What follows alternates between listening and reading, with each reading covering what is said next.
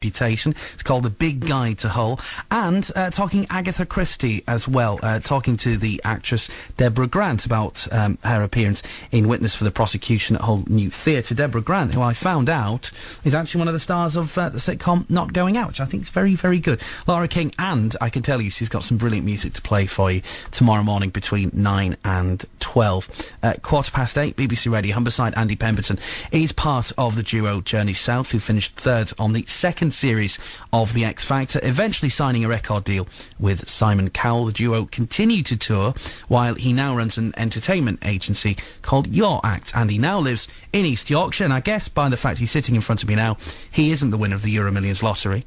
Possibly not. No, we did put it on though. We did put it on, and then on the Sunday morning we woke up and it was on the news that it might have been it was someone from England, so we were like, quick, get the lottery ticket, come on. But no, didn't even get one number, which is the usual story. Could you find time to spend £9,000 interest a day, do you think? Yeah, quite easily, yeah. Yeah, probably in the pub, I would have said. Well, by virtue of the fact you're here, clearly you aren't a winner like me. And on this topic of forgetting thing in your life, I mean, you live a very busy life in the industry, and have you ever forgotten anything vital about your job and realised a couple of days later that... Well, my memory is absolutely shot. It's shocking. I mean, when we gig, obviously Carl plays the guitar and I play the tambourine. That's the only thing I need to remember. He needs to remember his guitars, his leads, this, that and the other. I always forget my tambourine. That's the only thing I need to remember. I always forget it. So that's pretty bad, I suppose. And the words to the songs. I was about to say... clearly, it's a big job. It's part of your job. It's a big part of your job. But have you ever performed and forgotten the words to a song? Yeah, well, all the time. So what I do, I always have the words in front of me on pieces of paper. So I've got 30, 40 pieces of paper with all the lyrics on. Mainly just in case you forget a line, you can quickly glance at it. So it's almost a comfort thing, really. I could probably remember them, but I like to have them there. Have you ever forgotten the lines to a song and just made them up? Yeah, all the time. Yeah. Yeah, and to our own songs that we wrote ourselves as well. It's pretty shocking, really. I'm not here to castigate you, by the way. I just want to point that out. Are you watching the X Factor at the minute? I am, yeah. Yeah, I'm enjoying it. It's looks like it could be a good year this year. I think they slightly overdo the production now. It's getting a bit over the top, I think. Especially with the first week. I think as it gets through the weeks, they could maybe just, introduce it slightly, and then by the final you've got a great big, all the dancers and everything, so that you can see the transition between them being, just singing in the bedroom or the shower to, finally being like a pop star at the end. But they right from week one they've got them singing and dancing with all the dancers and all the huge production going on. I just think it takes it away from from what they're actually there to show, really. Do you watch it now with a degree of empathy, or do you watch it now because it was a while ago? Do you all but forget that you were on it? Yeah, I mean, to be honest, yeah, you're probably right, because when it comes on the telly and that music starts, all that, it sort of hits you and you think, I was actually on that, you do forget what the actual experience was like. I obviously don't forget that I was on it, but you forget that experience, and then when it comes on, you can really... I always, before it starts, I always, imagine them all in the green room where we used to sit, and, they'd count down, we're live, in 10, 9, 8, and, your adrenaline would be going, and then that music would kick in, and the audience that's actually there, it's electrifying in that place. There's only, I'd say, 1,000 people maximum, but the noise that they create, when the music starts, it's a real buzz about the studios on the night. It's good fun.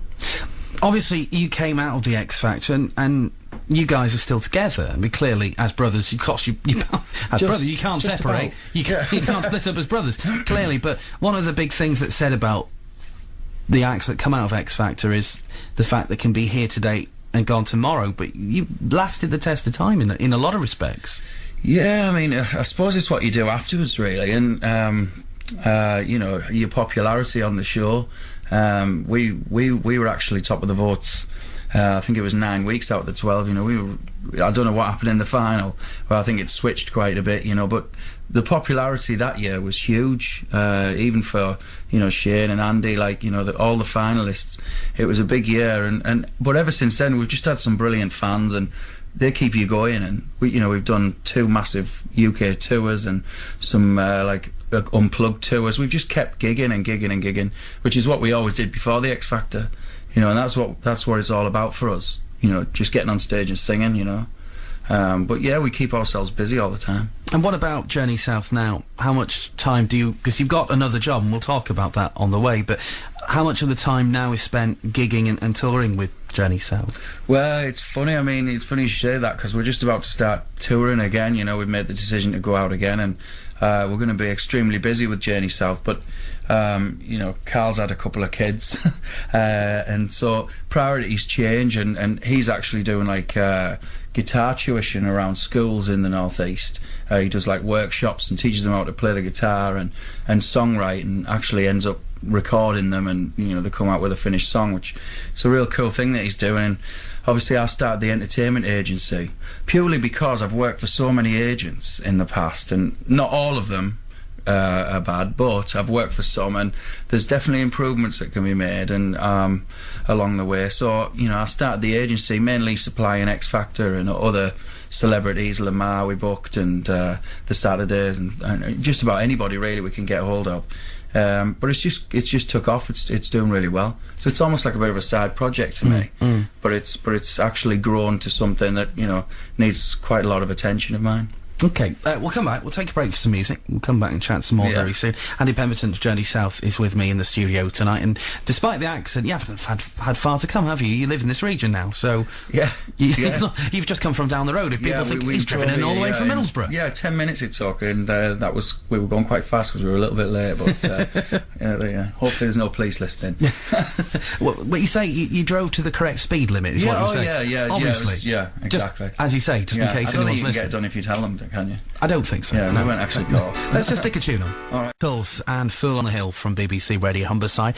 Stories about things you've forgotten. Thank you to John, who's listening in West Hull tonight. Hi, Mr. H. A long, long time ago, he says, I took our family dog out for a walk to get a paper. I got back home and my mum said, "Where's the dog?" Oops, I thought.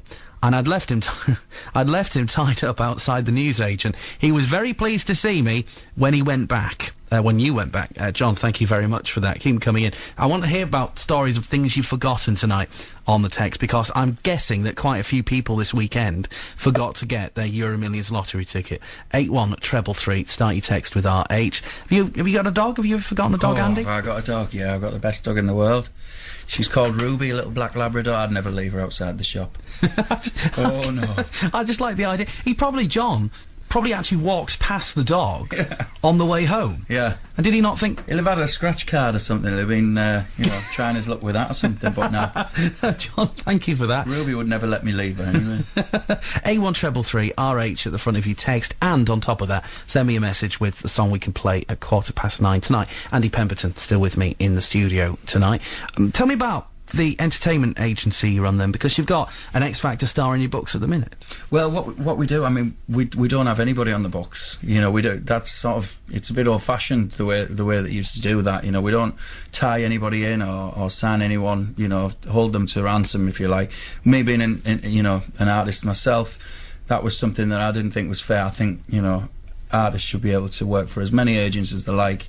You know, if an agent is, you know, worth the salt, then they should be able to find the artist's work, you know, no matter how many agencies they work for. So, you know, we don't tie anybody in. We can get just about anybody, really. But like I say, we work a lot with celebrities, and the contacts that I've gained, you know, I can go straight direct to the management. So you avoid all the go-betweens, and it helps with communication as well, because that's a big factor. You know, if it's going through a few agents to get to them, you know, trying to tell them, you know, what time to be there, and, you know, what you actually want out of the artist is almost impossible. You know, the news never gets to them, so we try to make sure that the communication is absolutely paramount, especially when they're spending money, you know, the clients. So, and it's really working, you know. So, how's it work then? if I had a venue, do I come to you and say to you, I want the Saturdays at my venue on this particular night, and then you go away and sort it? Yeah, we can do that. Yeah, I mean, we can do that within an hour. You know, we just go straight direct to their management, because a lot of the big acts, you know, they'll have, you know, one management will manage 5 or 6 different big names. You know, you just got to know who to go to, but it's always best going direct like that. I mean, we recently had Jamie Archer down at the Village in Hull, which was cool because, you know, I don't think there's been that many coming to Hull apart from the big road shows, you know. There's a few nightclubs approached us to have some of the X Factor acts perform there. But it's great, you know. I want to bring some more to Hull, and we will do. I'm sure the Village will be having another X Factor act on next year, so they're waiting to see, you know, who they like out of this year first. Is that the weird thing? You're watching the current series, thinking the crop of the crop of people on the X Factor this year. In a year's time, I could be involved with them. I could be arranging gigs for them. Yeah, but you don't know which ones they are at the moment. Yeah, no, I've got to sit there and do my homework. I've got to, you know, try and work out who's going to go down, who's going to go down well in different areas. Because it's funny how one act will work well in a particular area, you know, in the north, and just won't sell very well in the south. And you sort of get that inkling who's going to work well in different areas depending on their music styles, you know. Jamie Archer does fantastic in the north. I think it's because he's a bit raw, you know. So yeah, no, I'll sit there with my pen and paper and make notes. and how much of the desire to do that from your point of view was the fact that you were signed at one stage to a big label, and Simon Cowell was involved, and you got the experience of major labels and independent labels. How much of it was based around your experience and wanting to put something back into the industry? Oh, absolutely, yeah, 100%. You know, what I was saying before about working for lots of agents. I mean, we still do, you know, as Journey South, we still work for various agents. Yeah, all the experience that you know we've had, that's what I wanted to put into the agency, and it's called Your Act. It's called Your Artist Communication Team. That's what ACT stands for, and the communication is literally the key, really. We've done so many gigs in the past where, you know, we turn up, I mean, and you know the client's there, and they're actually, you know, they're mad with you before you even got there, saying, I've been trying to get hold of you, and you're supposed to be here at 8 o'clock. You know, you have no idea, because, you know, it's gone through so many channels. And that's the key, really, to make sure that the client and the artist, you know, find it as easy as possible to work together, really. Do you find with artists as well, particularly the X Factor ones, that when you speak to them, they realise that you were on the X Factor and you came out of that and you've been successful because of that, and that can help trust? And people say, I could work with you because you've got a degree of empathy. 100%, yeah. That's the other advantage to it, really. You know, I can talk to them on a level. And when the artists come, I always go and say hello, and, you know, normally you might get an extra few songs out of them. And, well, when Jamie came to the Village, I got up and sang with him. You know, he dragged me up on stage and we sang one song together, and, you know, the crowd loved it. You know, it was totally impromptu, and I could have killed him, actually, but it actually went down well. So there is that advantage that the artists, you know, they feel. You do feel, if it was me, I would feel better knowing that I was working for an agent who was an artist as well, because they know that, because, you know, ultimately what I'm here to do, I'm here to work for the client, but, you know, I'm actually here to look after the artists, you know, and have their best interests. So yeah, it definitely helps. Did you have a tambourine on standby for that impromptu performance? I didn't. I was lost. I'm lost without it. I don't know what to do with it. I just put them in my pockets. Andy, we'll come back. We'll talk some more very soon. Andy Pemberton of Journey South is with me on the